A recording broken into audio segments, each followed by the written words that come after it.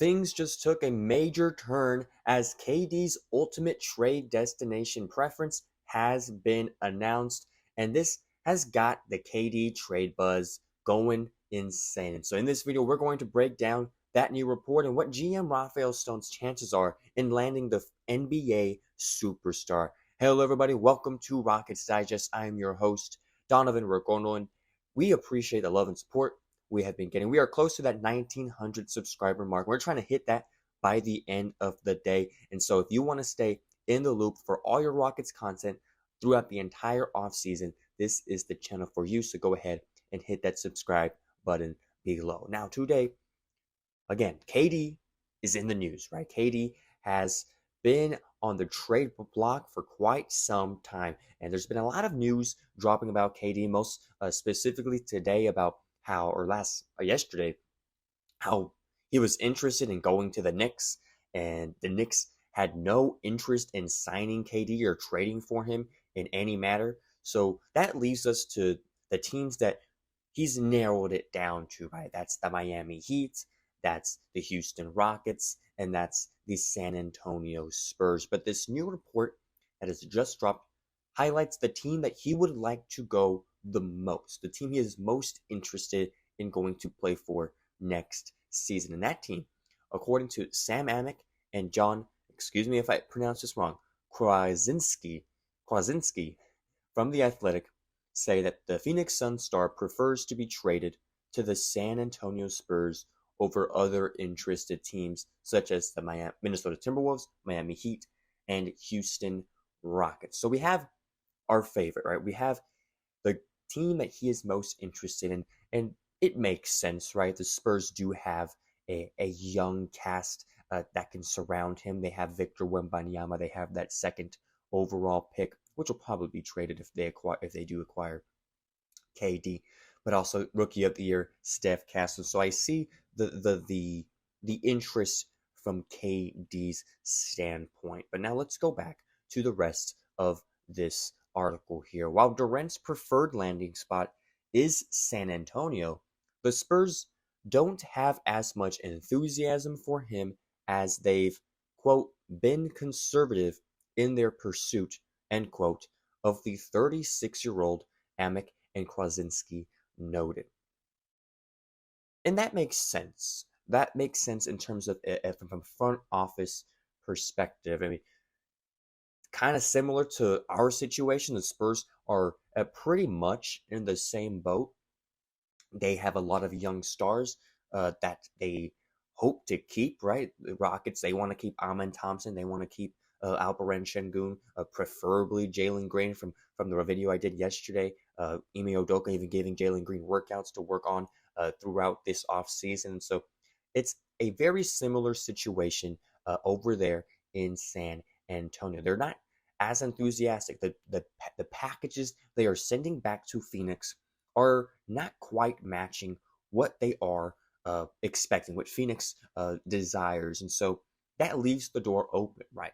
If San Antonio, which Phoenix is going to do their best to try to match KD's preferences, but ultimately, and like I've said last night, the Suns are going to do what's best for the Suns, right? If there's a deal out there that makes the most sense for them, they are going to go after that specifically. And so this just opens the door, right? If the Spurs are not as interested and not as enthusiastic of sending some of their younger guys in exchange for the former two-time Finals MVP, then that leaves the door open for a team like the Houston Rockets. And of course, we've been talking about the whole going back and forth between, is KD a good fit for the team? Or not necessarily that he's a good fit, but it makes sense to make that deal for a guy who's going to be 37 years old next season. Only play for maybe 2 or 3 more seasons. He said he would be looking to do a long-term extension with the Houston Rockets along with the Spurs and Miami Heat. So you're betting on 3 years of KD. And so let's go ahead and keep the ball rolling with these reports from Amick and Krasinski, who both noted that Durant has just those 3 teams, the Spurs, the Rockets, the Heat, as his current trade destinations, though all 3 of those teams' offers have come up short so far. So yes, like I said just now, the Spurs, Rockets, and Heat are not trying to go all in for Kevin Durant because they also understand, right? As many of you guys have pointed out in the comments, this is a 37-year-old basketball player, as he's a great basketball player. He's got it all, right? 26 points per game last season. He is an absolute stud, and he's a future Hall of Famer, and he can fit into any system in this league. He can complement that system very, very well, but it's just a matter of giving up too much for the NBA champion, the two-time NBA champion. And so when I see that the Miami Heat and the San Antonio Spurs, as well as our Houston Rockets, not quite matching what Phoenix wants, it tells me that they are obviously aware of this and that they don't want to give up all the chips, right?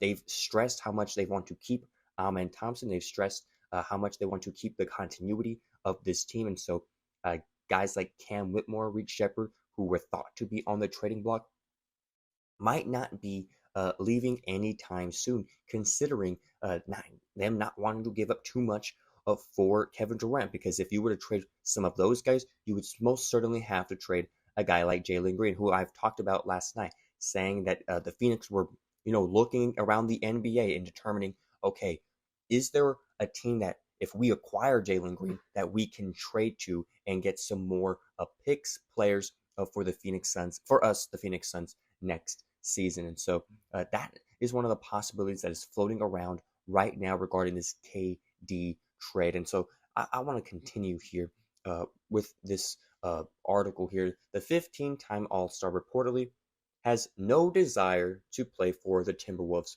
according to ESPN's Shams Charania. But the Suns are still hopeful that Durant might warm to the Timberwolves' possibility, per Amick and Krasinski. So that's another interesting thing, right? KD apparently does not have no desire to go to the Timberwolves. So the question is like, does that rule out the Timberwolves? Well, not necessarily, because once again, the Phoenix Suns are going to do what is best for them, what is best for their franchise. And so, although the Timberwolves, would be one of the options here, you have to consider how much would the Phoenix Suns, go and go after in terms of what's available on the Timberwolves' roster, right? Because they have a lot of salaries that are also expiring with Naz Reid and Nickeil Alexander-Walker and Julius Randle. I doubt they'll get a package that big, but at the same time, there are some players over there on the Timberwolves that could be of interest for the Phoenix Suns. And it says right here, the Wolves reportedly have been the most aggressive in their pursuit of Durant, but their efforts could be frivolous if he is unwilling to budge on the idea of going to Minnesota. And it's a tough thing to determine in these trade talks, right? With the Minnesota Timberwolves being as aggressive as they are, does that outweigh, the packages and the preference for KD? And so that it seems to be the main question in all of this. Is Minnesota going to swoop in, and although not being one of the top trade destinations for Kevin Durant, that they still could provide a package that satisfies Phoenix's wants and Phoenix's needs.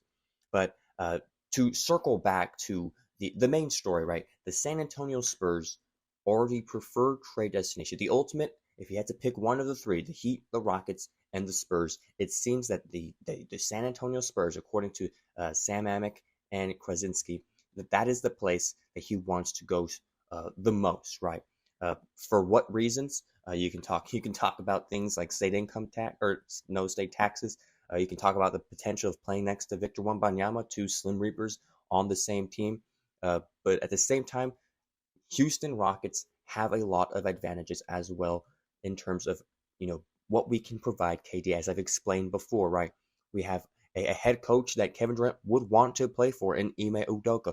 We have the young cast like Alperen Şengün and Amen Thompson that are on this team that could essentially do what you want to do that the San Antonio Spurs can provide for Kevin Durant. And so the Rockets, although still a top 3 destination for sure, but at the same time, this narrative or this timeline regarding the potential favorites for Kevin Durant has flip-flopped so much. And so I would not be surprised if we have another KD update for you by the end of the day. As you know, the Rockets were the favorites, which turned into the Spurs being the favorites.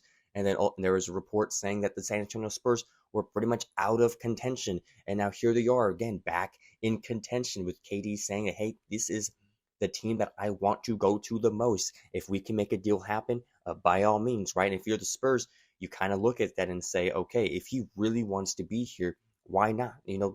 San Antonio, although this is like the seventh largest city in the United States, pretty much a small market or smaller market over there. And so, not many players are willing and wanting to go to San Antonio. So does that give them more reason to want to pursue Kevin Durant? So all of this affects the chances for the Houston Rockets to make a deal, to make a package that makes sense for them. But I want you guys to let me know in the comment section if KD happens to slip away to a division rival, how much of an impact would that have on this team and their rivalry with the San Antonio Spurs?